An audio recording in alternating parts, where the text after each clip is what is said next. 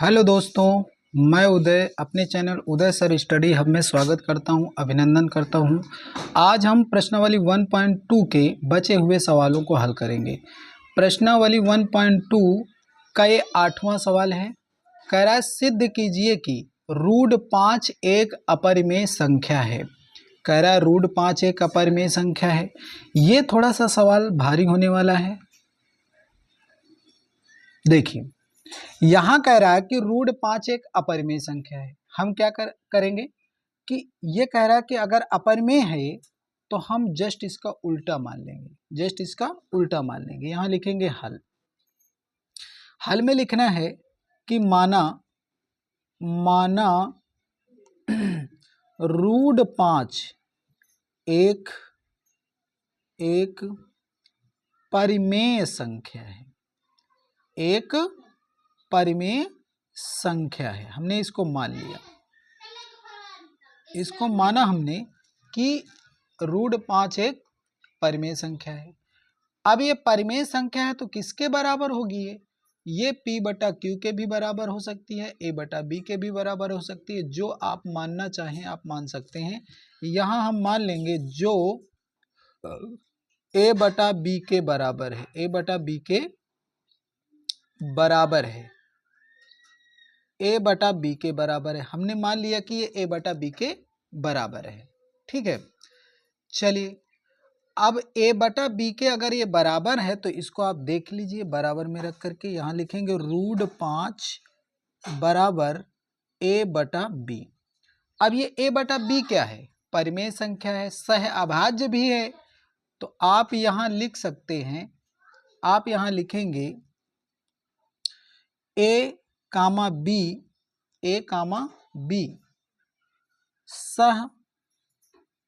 सहभाज्य संख्याएं हैं। सहभाज्य संख्याएं हैं या संख्या है। ठीक है, हमने मान लिया कि रूट 5 बराबर A बटा B जो है लिखा, और A और B क्या है? सहभाज्य संख्या है। सहभाज्य संख्या है। अब क्या करेंगे? देखिए, ये B का गुणा हम 5 में करा देंगे, रूट 5 में। तो ये क्या हो जाएगा? रूट 5B बराबर हो जाएगा A। हो जाएगा ना भाई? ये B इधर आ जाएगा, गुणे में हो, इधर भाग में, इधर आएगा गुणे में हो जाएगा। तो देखिए गुणे में हो गया, A वैसे उतार लिया। अब क्या करना है? दोनों पक्षों का वर्ग करा देते हैं। यहां लिखेंगे दोनों पक्षों का वर्ग करने पर, दोनों पक्षों का वर्ग करने पर, दोनों पक्षों का वर्ग करने पर, दोनों पक्षों का वर्ग कर दो, इसका भी वर्ग कर दो, इसका भी वर्ग कर दो। तो जब आप इसका वर्ग करेंगे ना तो इसका रूट हट जाएगा, ये केवल 5 आ जाएगा। B का वर्ग करेंगे तो B स्क्वायर हो जाएगा, ये A स्क्वायर वैसे ही आ जाएगा। ठीक है, अब देखिए यहाँ पर ये जो 5 है ना, 5 A स्क्वायर का क्या है? फैक्टर है, गुणनखंड है। यानी 5 के जो फैक्टर हैं वो A स्क्वायर के फैक्टर के क्या है? बराबर है। यानी 5 जो है A स्क्वायर को क्या कर रहा है? काट रहा है। कहने का मतलब ये है कि A स्क्वायर के स्थान पर कोई संख्या रही होगी जो 5 से कटने वाली है, क्योंकि बराबर लगा है ना। बराबर का मतलब इस पार की संख्या इस पार की संख्या को काट सकती है। तो यहां पर कोई ऐसी संख्या रही होगी जिसको ये 5 काट रहा है। इसका मतलब ये हुआ 5 जो है A स्क्वायर को विभाजित करता है। तो आपको यहां लिखना पड़ेगा कि 5 A स्क्वायर को विभाजित करता है, विभाजित करता है। अब ये बताइए, जब ये 5 A स्क्वायर को विभाजित करेगा तो क्या 5 A को नहीं काटेगा? 5 A स्क्वायर को काट सकता है तो 5 A को भी काट सकता है। क्यों? क्योंकि A स्क्वायर तो बड़ी संख्या हो गई और A क्या हो जाएगी? छोटी संख्या हो जाएगी। तो 5 A को भी काटेगा। तो यहां लिख देंगे 5 A को भी विभाजित करेगा, विभाजित करेगा। बात समझ में आ गई? इसको आप ब्रैकेट में बंद कर दें। देखिए ये जो है निष्कर्ष 1 निकल के आया, निष्कर्ष 1 मतलब समझ में आ गई ना कि भाई 5a² को विभाजित करता है। ये 5a² को काट रहा है। क्यों काट रहा है, रीजन भी बता दिया कि यहाँ कोई ऐसी संख्या रही होगी जिसे 5 भाग देने पर, यानी 5 का भाग देने पर वो संख्या कट रही है।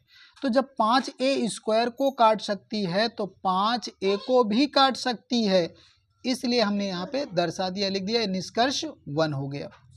अब हमको करना क्या है, देखिए अब याद रखिएगा कि ये जो a² के a के फैक्टर हैं, a के, इस a के जो फैक्टर होंगे, यानी a जो है जब 5a² को काटेगा तो a भी तो 5 को काट सकता है। तो यहाँ पर हम लिखेंगे a बराबर, यानी ये याद रखिएगा कि 5a² को काट रहा है तो a² के फैक्टर में 5 जरूर रहा होगा, a² के फैक्टर में 5 जरूर रहा होगा।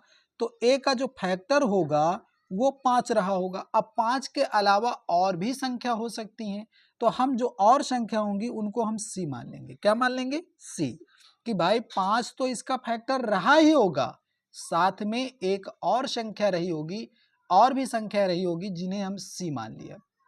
अब ये c मान लिया तो c क्या है, c देखो c के स्थान पर कोई भी संख्या हो सकती है, 1 भी हो सकती है, 2 भी हो सकती है, 3 भी हो सकती है, 4 भी हो सकती है, कुछ भी हो सकता है भाई साहब।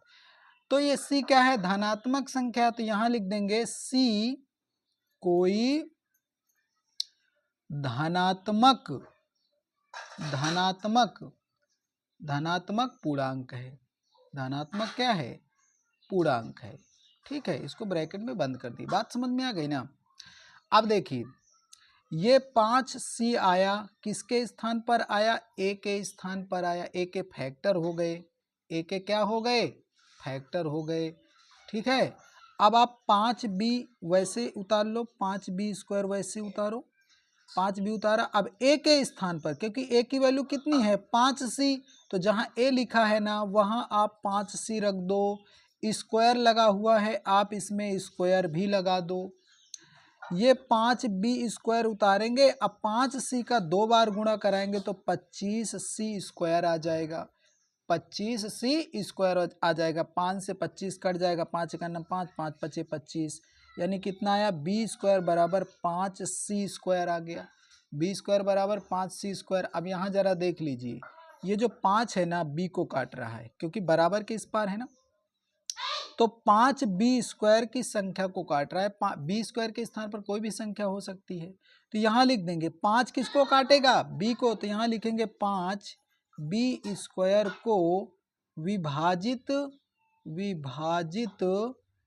करता है, विभाजित करता है। अब ये बताइए, जब 5a² को काट रहा था तो 5a को भी काट रहा था, वैसे ही 5b² को काट रहा है तो 5b को भी तो काट रहा है, 5b को भी विभाजित करेगा।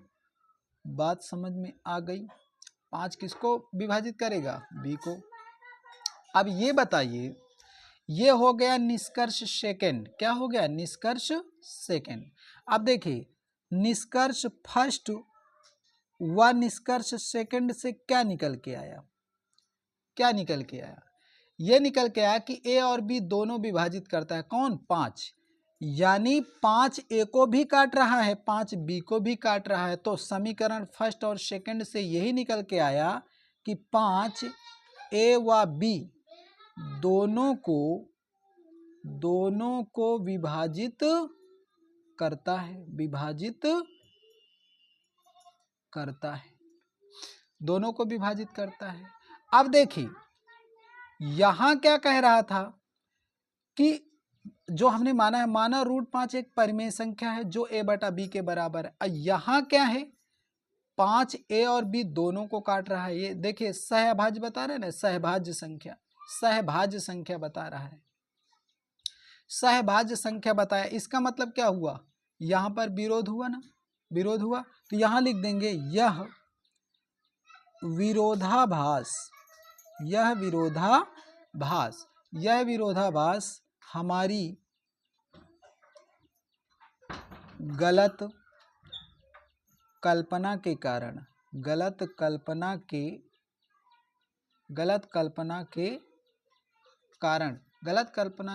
प्राप्त हुआ है। बात समझ में आई? देखिए कैसे, यहां कह रहा था ए और बी सहभाज्य संख्या है, यानी ए और बी का कोई भी कॉमन उभयनिष्ठ गुणनखंड यहाँ पर नहीं दिख रहा। और यहाँ क्या बता रहा है कि 5 ए और बी दोनों को काट रहा है, मतलब 5 क्या हो गया, इनका उभयनिष्ठ हो गया। और ऊपर कह रहा है 5 ए और बी का कोई उभयनिष्ठ नहीं है। तो इसका मतलब ये हुआ कि ऊपर कह रहा था इनका कोई उभयनिष्ठ गुणनखंड ही नहीं है, और नीचे कह रहा है ए और बी का जो उभयनिष्ठ गुणनखंड है वो 5 है। तो क्या हुआ, ये किसकी वजह से हुआ, जो हमने माना कि माना √5 एक परिमेय संख्या, अगर हम इसको ना मानते तो ऐसी स्थिति ना आती, ऐसा विरोध ना उत्पन्न होता। इसीलिए अब ये मान लो कि ये जो √5 है ये परिमेय संख्या नहीं है। अगर ये अपरिमेय होती तो ये सब सिस्टम नहीं होता। तो यहां पर लिख देंगे अतः √5 एक अपरिमेय संख्या है। यही प्रूफ करके लाना था। ये लीजिए प्रूफ हो गया, यही इसका आंसर हो गया। अब हम चर्चा करेंगे अगले सवाल की। देखिए अगला सवाल है 9वां सवाल। 9वां सवाल है, कह रहा है सिद्ध कीजिए। क्या करना है, सिद्ध कह रहा है, सिद्ध कीजिए कि 3 + 2√5 एक अपरिमेय संख्या है। ठीक है, इसको क्या मान लिया कि ये अपरिमेय संख्या है। अब हम जब हम हल करेंगे तो आपको यहाँ इसको उल्टा मानना पड़ेगा। यहाँ मान लेंगे, माना 3 + 2√5 एक परिमेय संख्या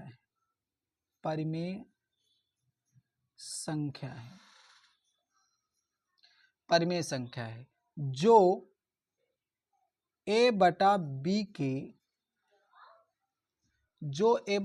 के बराबर है। a बटा b के क्या है, बराबर है। और a बटा b क्या है, यहां लिखेंगे जहां a बटा b एक परिमेय संख्या है। परिमेय संख्या है मान लो, या सहभाज्य संख्या मान लो, परिमेय संख्या है। बात समझ में आ गई। अब इसको उतार के लाओ यहाँ पर, 3 + 2√5 बराबर आ जाएगा यहाँ a बटा b। यहाँ तक कोई दिक्कत। अब देखो क्या करना है, ये 3 को इस पार लाएंगे, इस पार, इधर a प्लस में, इधर आएगा माइनस में हो जाएगा। तो 2√5 बराबर a बटा b, और ये 3 इधर आएगा तो माइनस का हो जाएगा। हो गया ना माइनस का। अब ये माइनस का हो गया, इसका इससे गुणा करा दो, तो 2√5 बराबर इसका इससे गुणा कराएंगे तो ये कितना हो जाएगा, a - 3b बटा क्या आ जाएगा, b आ जाएगा। ठीक है, अब ये 2 इधर गुणे में है, उस पार जाएगा ये भी। जब ये उस पार जाएगा तो ये भाग में हो जाएगा भाई। किस में हो जाएगा, भाग में हो जाएगा। ये लीजिए भाग में आ गया, 2 आ गया। अब देखिए ये वाली जो संख्या निकल के आई ये परिमेय है, और ये क्या है, अपरिमेय है। तो यहां लिखेंगे चूंकि a - 3b बटा 2b एक परिमेय संख्या है, जबकि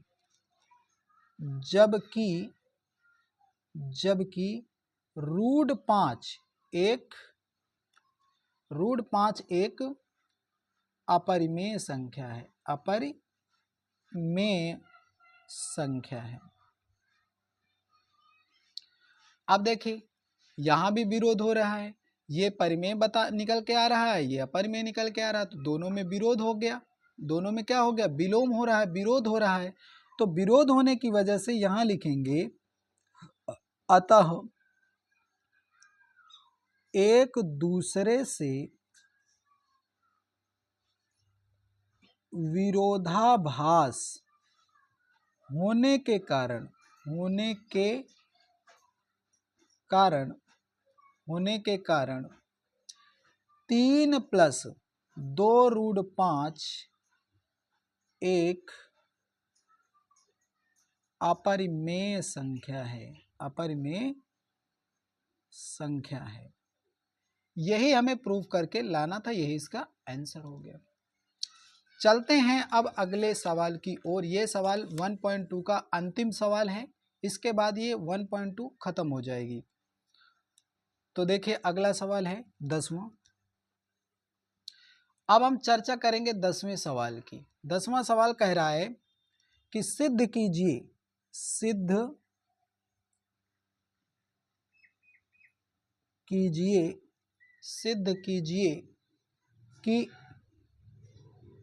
कि 3 प्लस रूट 2 एक परिमेय संख्या है, एक अपरिमेय संख्या है, एक अपरिमेय संख्या है। इसको भी भैया प्रूव करना है कि ये अपरिमेय संख्या है। हमको करना क्या है, यहाँ पर हल शुरू करेंगे। माना 3 प्लस रूट 2 एक परिमेय संख्या है, एक परिमेय संख्या है, एक परिमेय संख्या है जो a बटा b के बराबर है, जो a बटा b के बराबर है।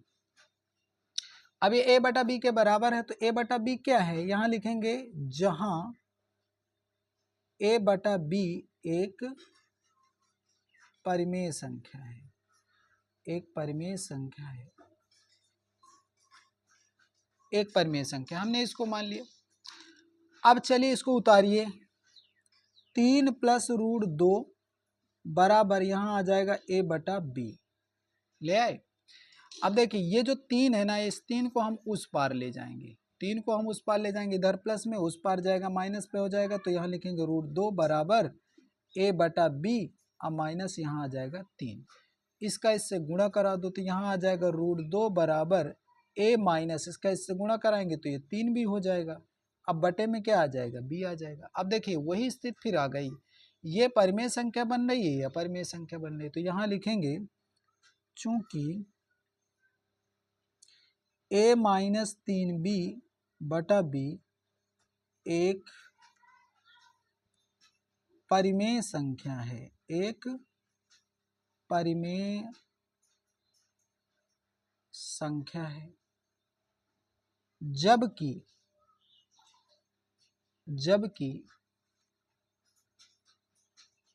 रूट 2, ये रूट 2 एक अपरिमेय संख्या है, अपरिमेय संख्या है। तो देखिए यहाँ पर विरोधाभास हो रहा है, इसको बता रहा है परिमेय है और इसको बता रहा है अपरिमेय है। ये परिमेय है, ये अपरिमेय है, तो दोनों में क्या हो रहा है, विरोध हो रहा है, दोनों में विरोध हो रहा है। अब विरोध हो रहा है तो यहाँ लिखेंगे अतः एक दूसरे से विरोधाभास होने के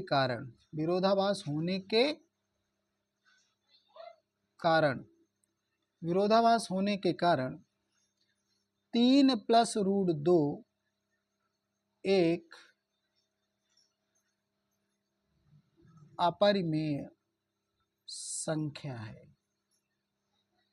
यही हमें प्रूव करके लाना था, यही इसका आंसर हो गया। इस तरह से 1.2 प्रश्नावली खत्म हो चुकी है।